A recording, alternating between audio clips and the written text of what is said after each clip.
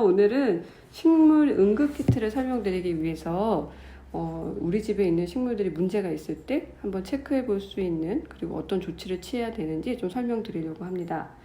식물들이요, 보통 집에 와서 한 달 이내에 죽을 경우가 많아요. 자, 그런 경우는 보통은 여러분의 잘못이라기보다는 그 식물이 원래 살던 곳과 많이 달라져서 버티기가 어려워서 죽는 경우가 많습니다. 그만큼 환경의 문제이기 때문에 우리가 그 키우는 환경과 매우 비슷하게 맞춰주는 것 이외에 뭐 물주기를 잘 해주고 좀 건강하게 유지하는 것 이외에는 크게 해줄 수 있는 것들이 없습니다.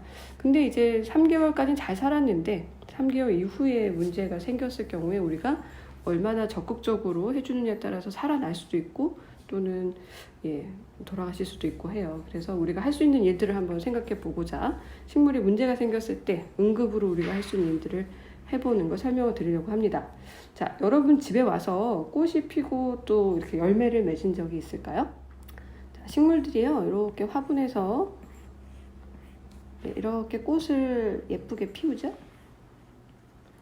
근데 이 꽃을 피울 때요, 양분 소모량이 상당히 많아요. 그래서 이 꽃을 피우기 위해서 이 밑에 토양에 있는 양분들을 굉장히 많이 소모하기 때문에 우리가 식물들이 안 좋아질 때 쓸 수 있는 비료라는 거를 어떻게 줘야지? 라는 이제 고민을 하시게 됩니다.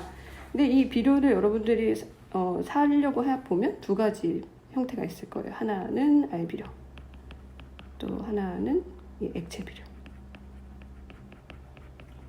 자, 알비료 이렇게 동글동글동글하게 생긴 거 보셨을 텐데요. 저희도 보내드리겠지만 이게 보면은 겉에 코팅이 이렇게 돼 있어요. 그래서 반질반질합니다. 네, 그리고 손에 올려놔도 녹지 않아요. 네, 녹지 않겠죠. 자, 이렇게 코팅이 되어 있는 이유는 비료가 안에 있고 코팅이 됐을 때 물이 이렇게 들어가면 여기에 있는 비료 성분들이 흘러나올 수 있게끔 만들어진 거예요. 그래서 이런 이름들을 보면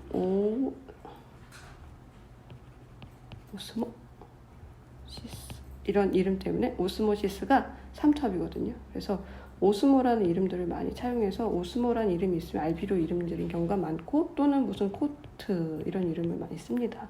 코팅이 되어 있기 때문에 그런 이름들을 많이 쓰는데요.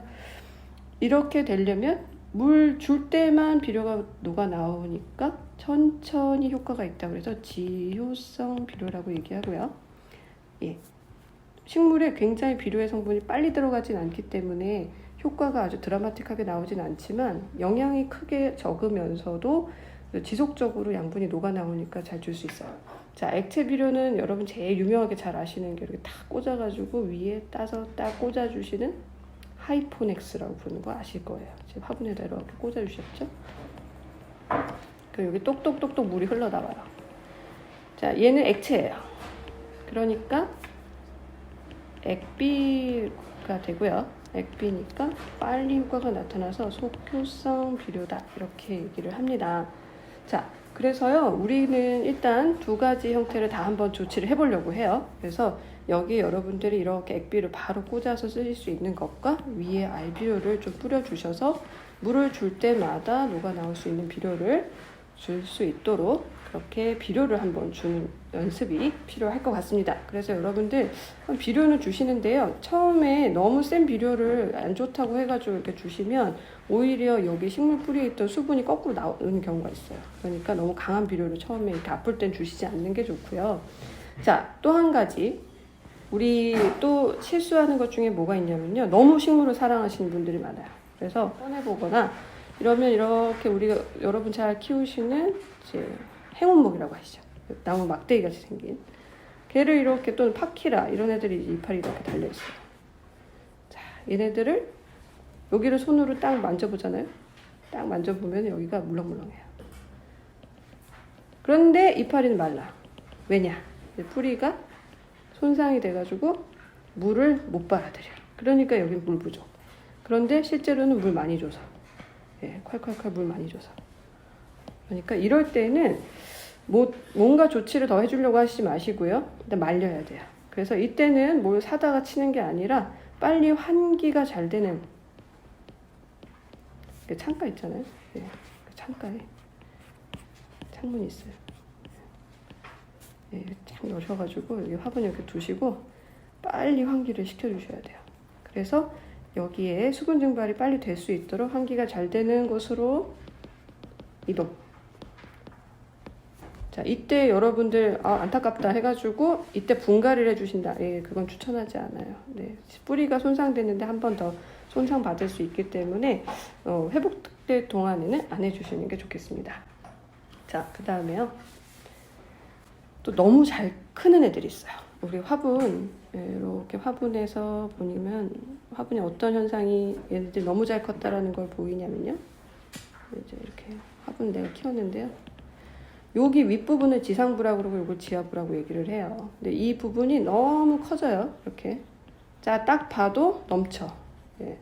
이건 분갈이가 필요한데 그럼 이제 분갈이가 필요한 상황입니다. 자, 두 번째는 요 바깥으로요. 이 배수공이라고 얘기하는데 여기 바깥으로 뿌리가 흘러나왔다. 그럼 이게 작은 거예요. 자, 그러면 얼마만한 화분으로 키워줘야 되느냐? 내가 원래 갖고 있었던 것에 여기에 길이가 1이면 여기에 0.5 커지는 것만큼 키워주시고 화분을 비례적으로 키우시면 얘보다 용적이 커지기 때문에 물론 어마어마하게 큰 데다가 심을 실 수도 있겠죠. 예, 그러면 모양이 안 좋겠죠. 그러니까 지금 얘가 이렇게 자라고 있는 화분의 크기를 고려해서 예, 그러면 요만큼 들어가 있을 거 아니에요? 그럼 이만큼 용적이 더 생기니까 그 다음 빨리 활착할 수 있고 너무 큰 화분들은 옮겨주면 한참 자라느라고 꽃 보기가 어려울 수도 있어요. 그러니까 그런 부분들을 신경 쓰시려면 여러분 분갈이 작업을 해주셔야 되는데 이때 분갈이 할 때 배양토는 양분이 들어있는 게 좋아요. 그래서 배양토라고 얘기하는 게 부엽토가 같이 섞여 있습니다. 예, 부엽토에는 NPK가 적절히 섞여 있기 때문에 여러분들이 쓰시기가 좋아요. 그래서 여기 배수망 놓으시고 배수 구멍에 물 잘 빠지게끔 해주시고 그 다음에 이 배양토를 활용해서 이 안에 넣어주시고 이렇게 분갈이 해주시는 작업 해주실 수 있어요. 여러분들 제일 겁내서 많이 찾아보시는 것이긴 한데요. 이제 벌레 보이기 시작하면 화분을 버려야 될까 이런 생각을 하시죠. 저도 벌레를 썩 좋아하지 않기 때문에 마음을 너무 이해를 하는데요.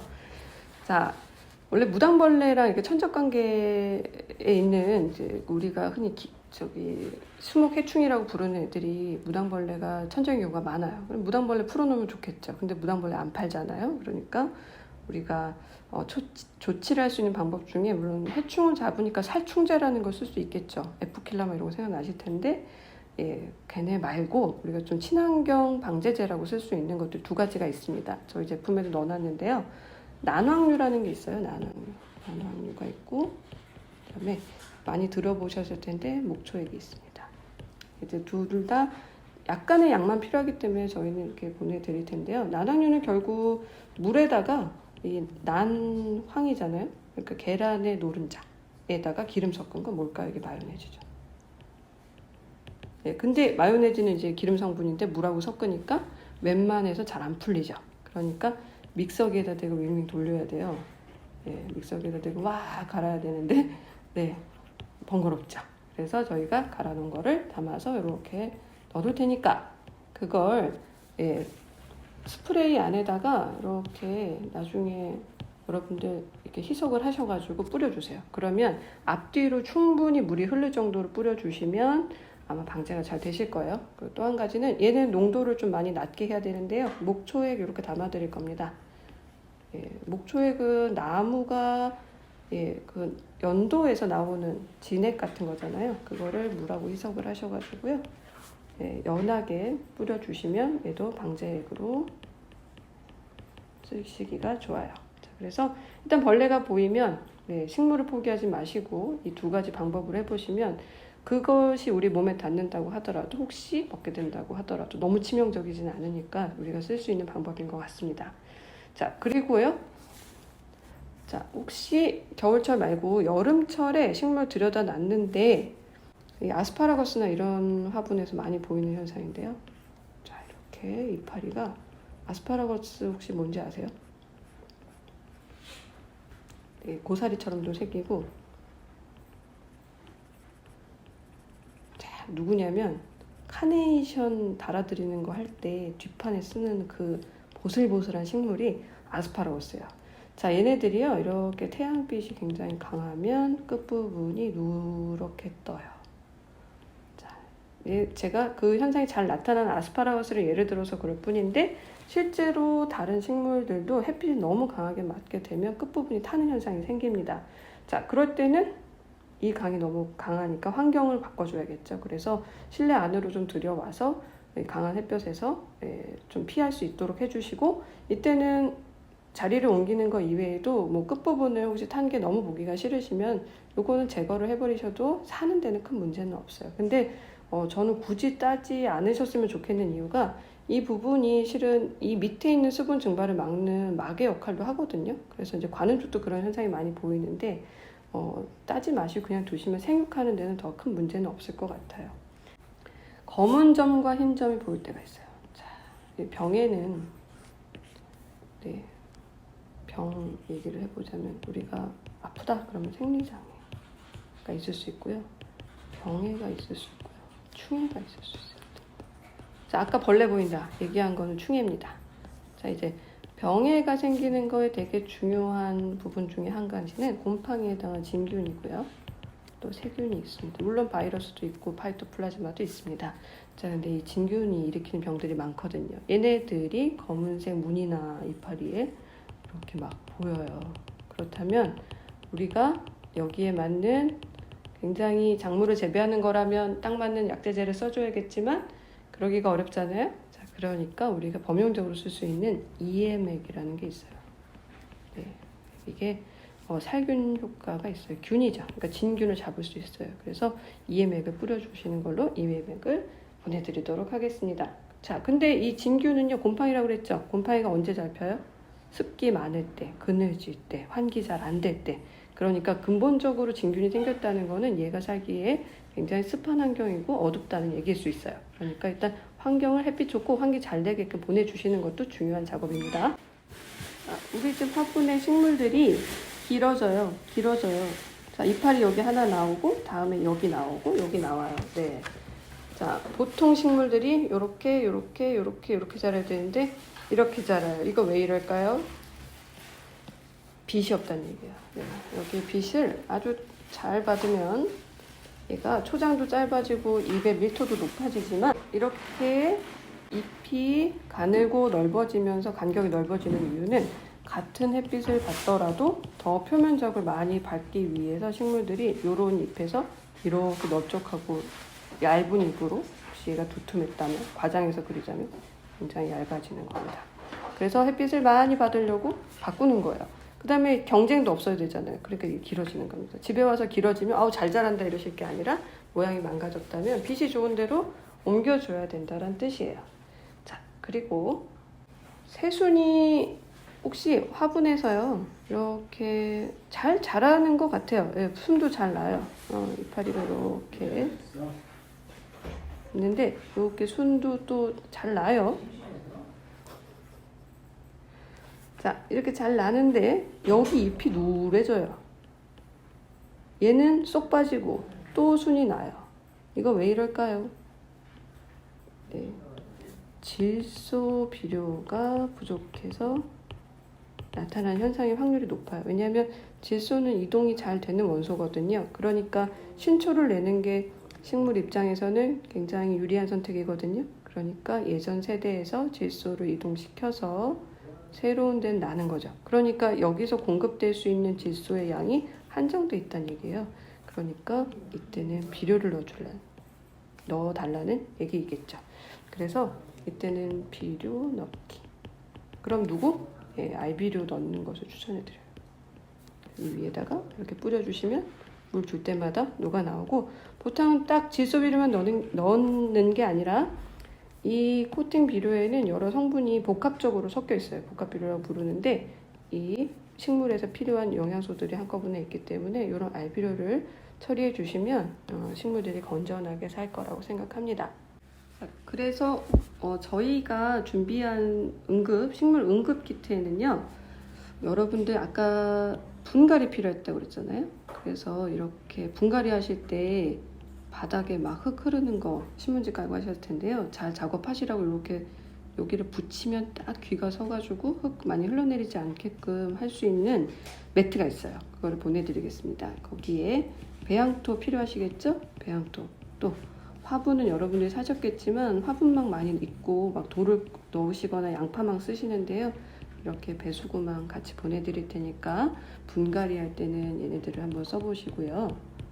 그리고 아까 빛이 부족해가지고 길어지는 현상이 있을 때 저희가 이렇게 연결해서 쓸 수 있는 네, 이렇게 꽂을 수 있는 화분에 꽂을 수 있는 애가 있어요. 자, 이렇게 식물 생육등이라고 부르는데요. 식물 생육등 여기서 이렇게 빛이 나옵니다. 물론 여기는 꼽아야 돼요. 네, 그래서 연결을 해가지고 전원에 연결을 해야 되지만 이 부분 네, 집에서 연결은 매우 쉽고 휴대폰 충전하고 똑같아요. 그래서 이렇게 쓸 수 있는 생육등을 보내드리겠습니다. 그리고 그 방제액으로 쓸 수 있도록 난황류 목초액을 이렇게 병에 담아서 보내드릴 거예요. 그래서 희석해서 쓰시면 되고요. 그리고 저희가 알비료 보내드립니다. 알비료 이렇게 파우치에 넣어서 보내드릴 거고요.